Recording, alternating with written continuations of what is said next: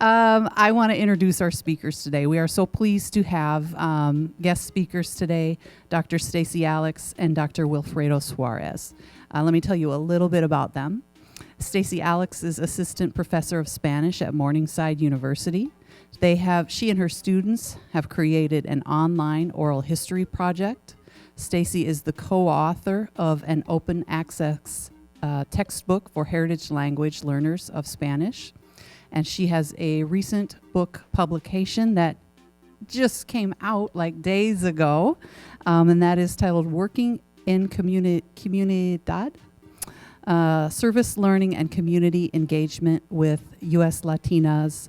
And so we're very proud of her. She's also a board member of the Sioux City Public Museum. So congratulations on that recent publication. And Dr. Wilfrido Suárez holds a bachelor's degree in business administration from the University of Guadalajara, Mexico. He completed a master's and a PhD in modern languages and literature at the University of Nebraska-Lincoln. He has taught Spanish language, literature, culture, civilization, global studies, and Franciscan values courses at Briarcliff University. He serves on the boards of Unity in Action, which, by the way, busy week. Congratulations to Unity in Action for all the events they're doing this week. Sioux City Health Services and the Jewish Federation of Sioux City. So can we give them a warm welcome? All right. Well, Dr. Suárez is going to take us way back in time, right? I am only going to be able to cover the 20th century. That's my first love, is the 20th century. But Professor Suárez is going to tell us about some of the earliest moments in Latino history in our area. Thank you very much, Stacey. Okay, so I'm Willy Suárez, as I said, and I'm here to share, my research related to the Latino history in Siouxland. Let's see, I think this information we already covered with the quiz, so you can see the percentage of the Latino population that went from the 1960s to today. Okay, so the historical background of the arrival of the Latino immigrants in Siouxland. So we're going to go all the way back to the colonial times and early 20th century. So, as probably you know, the Louisiana was explored and colonized at the beginning by the French, and later on it was ceded to Spain. But previous to that, there were Spanish explorers in the Mississippi River, which they called Rio del Espíritu Santo. There's a, Holy Spirit River. And it was passing from Florida. So Hernando del Soto claimed the Mississippi Basin for Spain in 1538. Then here we have the decision to transfer the control of the French territory to Louisiana to Spain was rooted in the problem and expensive conflict known as the French and Indian War. So France tried to encourage Spain to participate in this war, since the French and the Spaniards shared a common bond, and the common one was precisely the family, the Bourbon family. So the family were, kings of both countries, and the relationship that they had was very, very stretched, and they formed alliances to fight mainly against the United Kingdom. So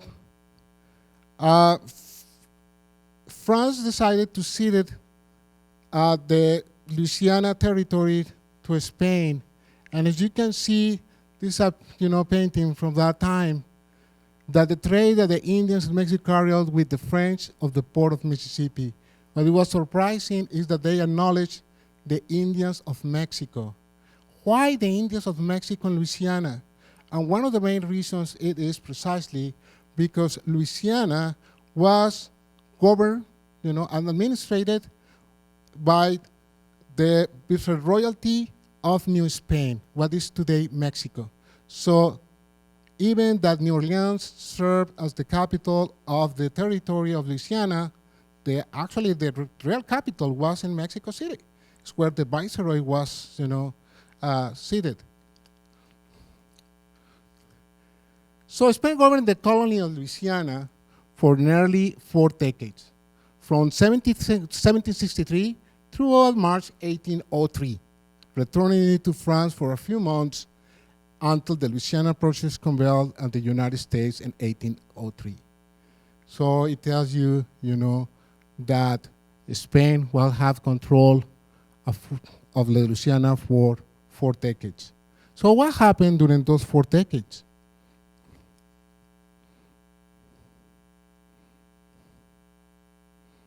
So as you can see, during those 4 decades,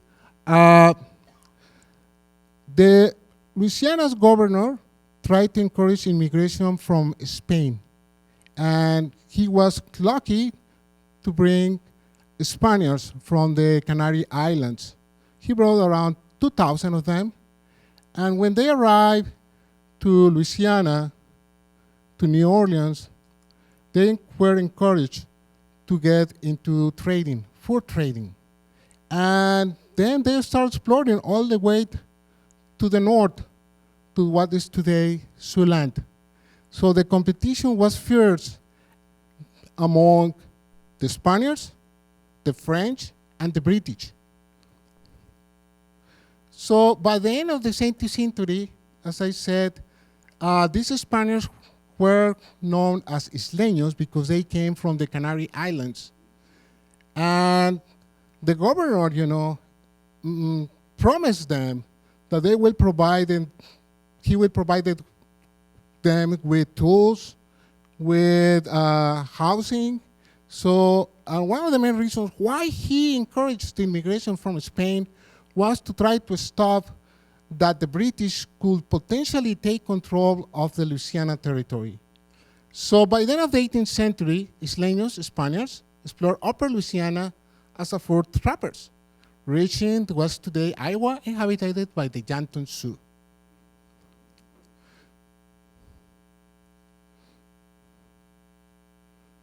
So among these 4 traders, Manuel Lisa was very well known because he was born, this is where the historians exactly, they dispute if he was born in Cuba or he was born in Louisiana, New Orleans. But he was born in 1772, and these are his parents. Both of them were Spaniards. One of them actually was from Murcia, Spain. And Manuel Lisa, one of the reasons why I think it really is important to recognize his presence in this area is because he went all the way to what is today Montana, and he established, the first fur trade in Montana and Fort Raymond. But that time was called Fort Lisa. And later on, what this was today Bismarck, he established Fort Manuel. And later, after that, he is going to establish a surprising city in Nebraska. Well, not city, a fort, And that fort is Omaha. Omaha, Nebraska. But, it was not named after him. But he established, what is that edification. It was called Fort Lisa. So he was obsessed with his name, So either Fort Lisa, Fort Lisa, Fort Lisa, Fort Lisa, all the time, So it could be confusing how many Fort Lisas or, or Fort Manuels.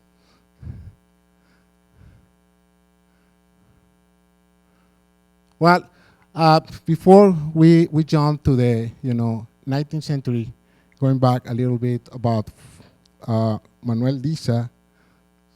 Oh, probably I already. Manuel Lisa, besides that he was a outstanding trader, he always tried to establish peace treaties with the native peoples of the area. It's said that he got married with so many daughters of the, Native American chiefs.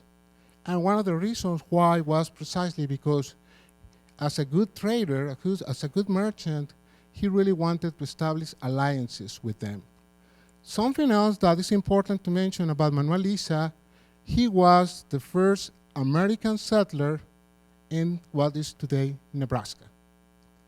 And the American governor of that time recognized precisely what he has done for the United States later on. Because as we know, Louisiana then, during the Louisiana Purchase, then went to be part of the United States. And Manuel Lisa then worked for the American government. He tried to establish, routes to New Mexico. He tried always to encourage some other immigrants to come over from what were, Spanish territories and colonies.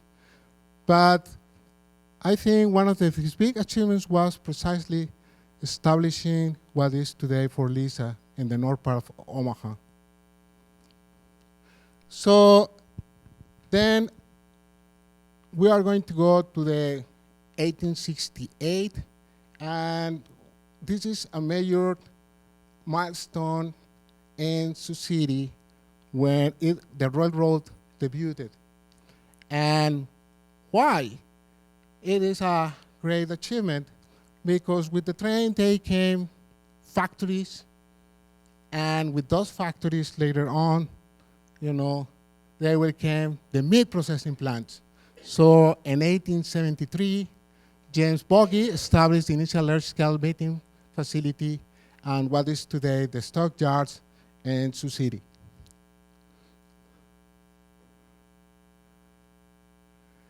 Here we have, it's precisely in the 1880s, that Mexican immigrants began arriving in Iowa. But that time, there's estimated that there were 29 Mexican residents in what's today Iowa.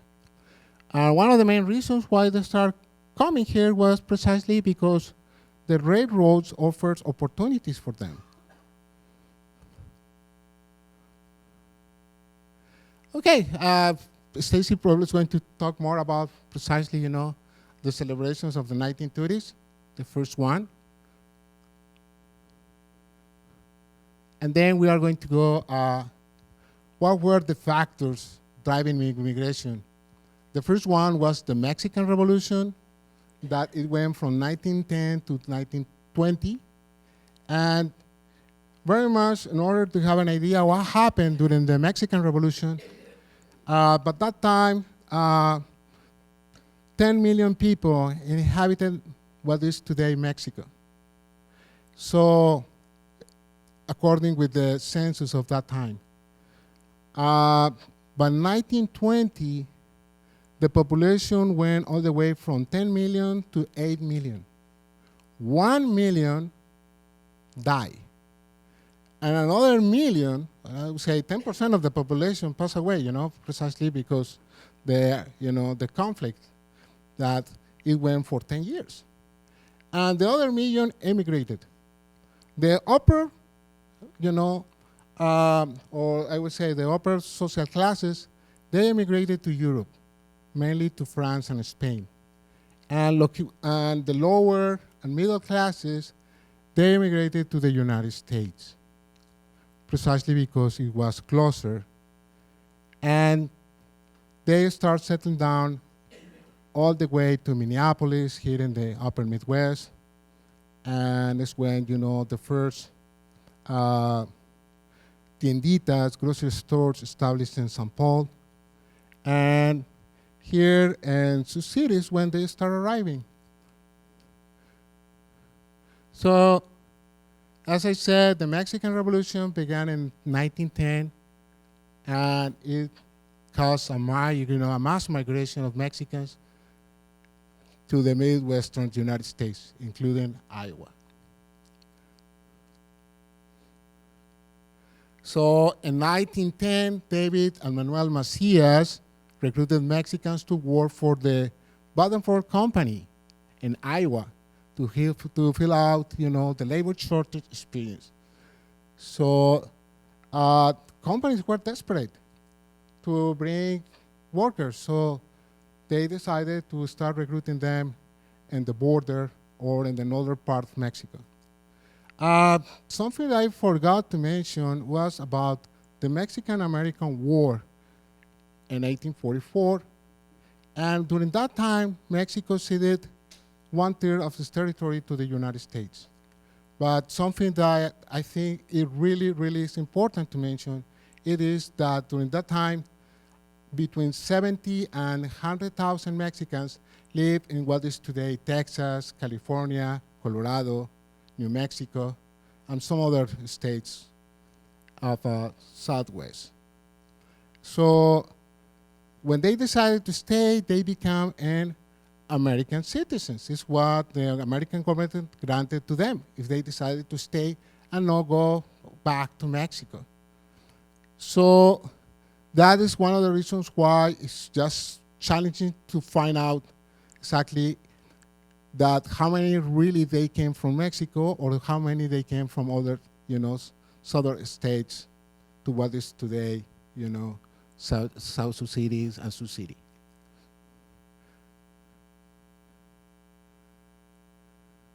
Okay, so during that time, the Mexicans started settling down in South Bottoms. That became the residence of many Latino families. And Dr. Alex is going to explain more about the presence of the first Latinos, in that area. Something that is important, to mention is that Mexican people used to go to St. Casimir, that was actually built by a Lithuanian immigrant community in Sioux City in 1918. Although it was, as I said, founded by ethnic parish members, have included the Roman Catholics and diverse, ethnic backgrounds. And you are going to be talking about Maria Tleglia Community House, Sioux City, Iowa, and in the events that they have, they are mentioning in the archives the presence of Mexicans. So something that's interesting that we have found in the archives, it is when we have been doing our research, is that by that time, everybody who was Latino or Hispanic was denominated like Mexican. Okay, so everybody was Mexican, and it is one of the reasons why sometimes it's just hard to find exactly if they were from Mexico or from some other Spanish-speaking countries. And I think that's very much it, Okay. Thank you very much. So I'm going to pass the microphone to Stacey. Thank you so much. Okay. All right, on to the 20th century. Okay. So like I said, we are just really grateful to the Beta family for sharing their story. I'm still working through about 400 documents that that family shared with me. And they really credited their mother, right, with really carefully, painstakingly documenting who was in every photo, the year of every photo. So we have a great amount of information from them. But Willie and I have also worked here in the archive and have found a lot of really valuable things here. So we're going to be sharing some of those documents with you today. I also have an oral history project that I started right before the pandemic, so it didn't go quite as I had planned, but I have started that work, and we'll be continuing to collect more oral histories. And we just also want to remind you about Celebrando Siouxland this week and invite you all to join us, especially now that you know, right, that these kind of events have a long history. Okay, and then we'll have time for questions at the end. Okay. This is a very fancy clicker, Willie. There we go. Okay, so you've seen this image a couple times, right? Just a couple things I mention to my students, right? Their eyes just like light up. Actually, this is on one of their exams recently.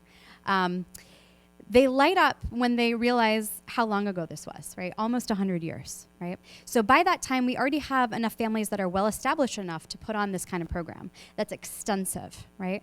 There are just so many, as you can see, there's 37 pieces of this program, right? And the thing I want students to understand is that the very first thing they do is they sing both the Mexican and United States anthem, right? That it was important to them to show their patriotism, right? To both where they came from and the country where they were currently living, okay? And there's just all sorts of poetry and dancing and music and a full program here. And you'll see, I would just love to know more about any of these families that put on this program. So I'm going to pass around the document later for you to look at. If you recognize any of these family names or know, somebody that might be a descendant of one of these folks, please do let me know. And then, I just recently got a hold of this one. So you'll notice this is 10 years later, right? So it begs the question, did this happen every 10 years? For how long, right? So we just need more archival documents at this point. So again, if you have any information about this, please let me know. And you can see here that the two families really responsible for putting it together are the Beta family, which we have here today, and Suárez, right? Not our Dr. Suárez, right? But an earlier Suárez family. And again, I would love to talk to that family if you have any connections. And I want to point out that this is where we see both of their parents at the same social functions. So love is in the air here. Vicky Bata reads a couple of really important documents, including La Acta de Independencia, which would be, the founding document, right, for Mexican Independence Day. We also see their father was in charge of drinks, I'm assuming, right? Yeah? So they both had an important role to play at that event, right? But you'll notice they're not here, right? They would have been real little here, right? So here they are, young people helping to put on this celebration. And I just love it. At the end it says, there will be no disorder. This is going to be an orderly event, right? And everybody had a job to do, okay? And it's going to start exactly at 9 o'clock. Do not be late, right? Okay, and no smoking, please. No smoking at all, right? And you'll notice where this takes place. Where did the street names go? South Howard and Washington Streets, right?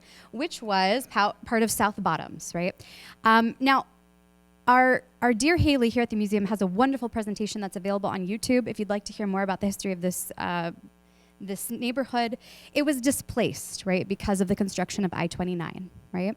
Now, this is a very common story. This is exactly what happens to the Latino community in Bettendorf, right? They're also displaced because they're right by the river and for construction, right? So luckily, a lot of the people who lived in this neighborhood came together for reunions, right? We have lots of great documents from those reunions where they share their memories. And so South Howard and, let's see, is this a click? Oh, nope, sorry. It would have been, there would have been a building right here on, close to Dace Avenue, right? Where they would have had these celebrations.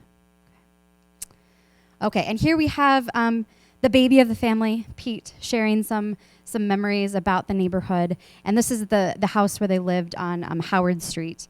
And the stories are fantastic. They talk about there was a baseball field. His soon-to-be sister-in-law worked at the chick house, which is right over there, and sometimes they'd have to help get the chickens off the baseball field, right? That was kind of a weekly event, I think, right? But it meant chicken for dinner. And I do also want to mention the crucial role that Mary Aurelia has played forever, right, in our community. And here we have an example of somebody actually related to our Haley, right? Her extended family, right? And we can see here that she received citizenship classes, right? In 1949, and then she continues right here. This is the same woman, right? Here working as a volunteer. And again, this is a pattern that I like to share with my students, right? That our new immigrants, right, they receive the support from all these wonderful organizations, and then they become part of that support network, and they want to give back, and they want to help the people that are coming behind them, right? Okay. And we have wonderful examples of cultural events held at, this one's at Mary Trelia Community House, right? And Dr. Suarez has also noticed, right, how much intermarriage we have between Mexican and Italian families, right? Not just spaghetti and tacos, but actual, marriages happen between these two communities. And one thing that I just loved from the Beta family that when we talked last was that they were never made to feel that they were different, right? Because at this time, we had families from Lithuania, from Syria, from all sorts of places, right? And they got to learn about their cultural traditions too, right? And here we have some examples of musical presentations to raise funds to help newcomers. I also just want to make sure we recognize this history, right? That we have Latino Americans serving in every war, right? And have been crucial to war efforts throughout our history. And here's just a couple of examples from is this Korean? Yes. Okay. The Korean War. And of course, we have Beta soldiers, right? Also serving in lots of different places across the world. Here, this is from the Hobson School. And actually, the Beta family lived just across from the Hobson School when they first arrived, and then they moved to Howard Street later. So the Hobson School was, I think, on Wall Street. And here, I just want you to notice the number of Hispanic last names that we have, right? So, sometimes it's hard to tell, right? But here in 37, we have about 9% of the class is Hispanic. And then you'll notice over here, we have several more, right? So I'm calculating almost 20%, right? So we see the growth happening not just in the 90s, right? But this is happening way back in the 30s, 40s, 50s, okay? All right, and here we have the Beta family again. Here we have Efren, their father, leaving to join the Navy, right? And a wonderful career. And here I also, and we'll get back to Efren in just a second, but Efren's brother Joe is one of the first college graduates, and he studied at Morningside and became a very successful musician. He is, from what I can tell from the archive, the first Latino member of our Sioux City Symphony Orchestra, which I'm so excited to see their first show this season. And there he is. There's Joe. And I also want to mention that several family members are also musicians. One of the uncles was a conductor in Mexico in a symphony. And some of the previous generation had a mariachi group. And they would play mariachi music in the 30s and 40s right in front of what today is Buffalo Alice, right? So please imagine mariachi music downtown, right? All right, and yes, Joe continued to, he had a music ministry, right? He'd often use music with hospice patients and with young people, okay? And here we're back to Efren, so the father. And Efren is actually quite famous for this generation. And I do want to read what his police chief had to say about him, which I love. Yeah, right? And again, I do want to mention that this is one of the first Latino families to move to the Morningside neighborhood after South Bottoms was displaced, right? And Efren's father was born in San Luis Potosí, Mexico in 1896, and their mother was born nearby. And they came to the U.S. in 1920, starting out in Fort Worth, Texas, with a 1-year-old son. Then they moved to Wichita, Kansas, where they had 6 children, including Efren. And then they moved to Sioux City in 1930. And his father, Efren's father, worked for Cudahy meat packing plant for 40 years. And so you can see, right, that, of course, this is just one family's experience, right? But this is a pattern, right, that we have Latinos moving here from other parts of the United States, right? And then, of course, Efren studied until 10th grade, and then he took a training course in welding, and he also worked at Cudahy with his father. And again, he joined the Navy shortly after. The U.S. entered World War II, and he had a great career as a gunner on a merchant ship. He and his wife, Vicky, met when they were 9 and were engaged when he left for service. This part is so romantic, you guys. She waited 4 years for him while he was in the service, and they married when he came home for leave. Just doesn't get much more romantic than that. And he tried a few jobs after returning to Sioux City, but like many veterans, he decided he wanted something with more security, right, due to the experiences and education he received during his service. And he eventually joined the Sioux City Police Force in 1952 and retired there in 1977. He mainly worked the traffic department, and here he is in 1965 directing traffic, back when we used to have lots of pedestrians. And his police chief, Doug Young, said that Efren knew everybody through his community policing, and like before that was even a term, right? And he loved working with children and families. In his oral history, Efren said that he would request to work parades even if he was scheduled to be off, because it made him so proud to be an American. And, okay. Here we've got his wife, Victoria, Vicky. And I do want to talk about, besides her foresight and preserving all these documents, she also had just such a full and rich life. She was born in Sioux City in 1924 to Central Mexican parents who moved to the South Bottoms, Sioux City neighborhood in 1923 after living previously in Texas and the Quad Cities, right? Again, so already coming from another part of the United States. In her interview for the Iowa Women's Archives Mujeres Latinas Project, Vicky describes starting work at 14 for the Tri-State Produce Company, where she worked candling eggs and pickling chickens. I had to have somebody explain what candling eggs was, but now the city girl knows. And later she worked in the armor packing house, a job she quit when she married Efren in 1945. Less than a decade later, of course, the South Bottoms was demolished to make way for the highway. And so they were one of the first Mexican families to move to the Morningside neighborhood. And she stayed home to raise their 7 children. She described experiencing some discrimination there and being excluded by her neighbors. She was never invited to coffee. And yet, this family preserved a chili pepper that they had developed in Mexico and brought over. And she would always bring produce to her neighbors. And you can still see it. It's actually just right across from my house. It's over on Transit Avenue. The garden is still there today. And as her children grew older, she got involved with the Sioux City WYCA. And she eventually became the only Mexican member of that WYCA board of directors in 1867.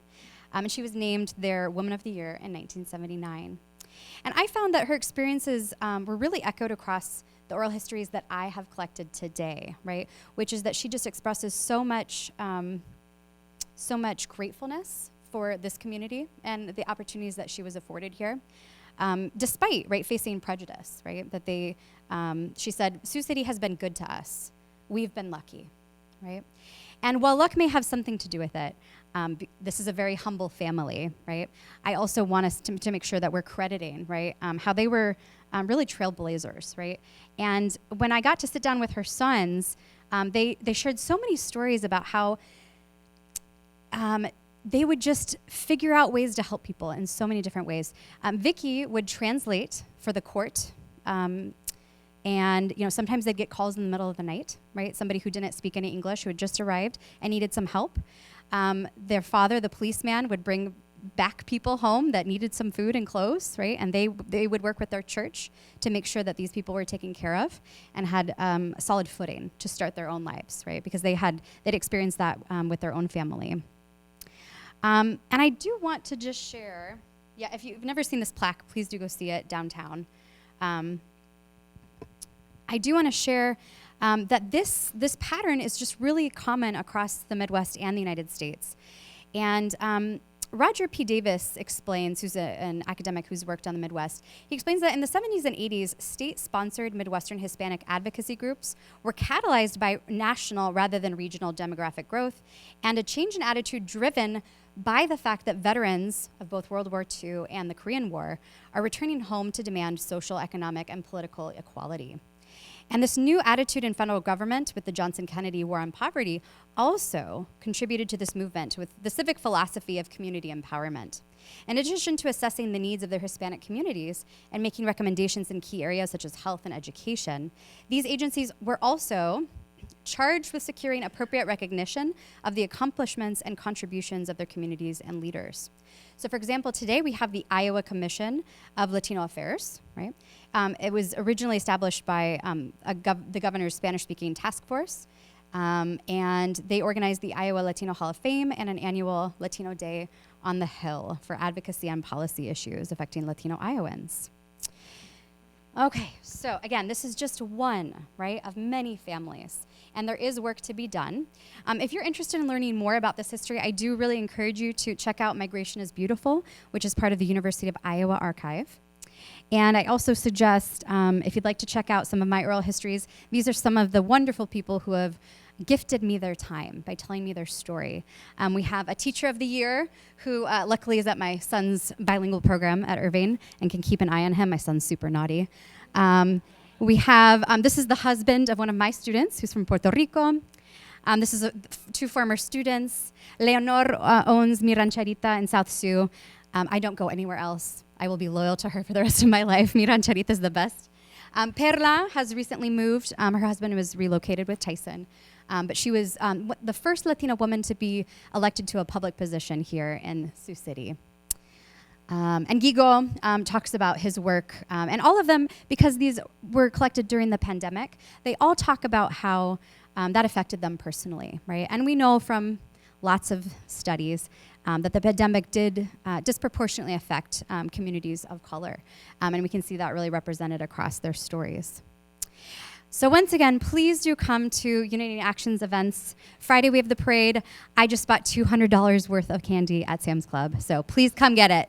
And we also have the festival. The festival is going to be on Sunday, and we will be there as well. And yeah, we really admire their work. They fundraise to have scholarships for seniors, right?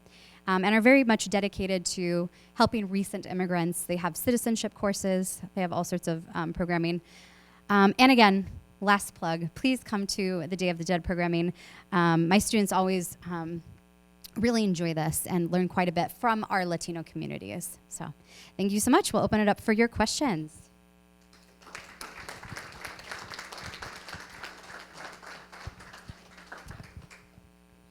I don't have any questions, but something that, to reinforce the invitation to you all, this is a very important event for the Latino community, not only for Mexicans, but also for Central Americans and even South Americans, because we celebrate September 16, the independence of Mexico. It's not May 5, no es 5 de Mayo.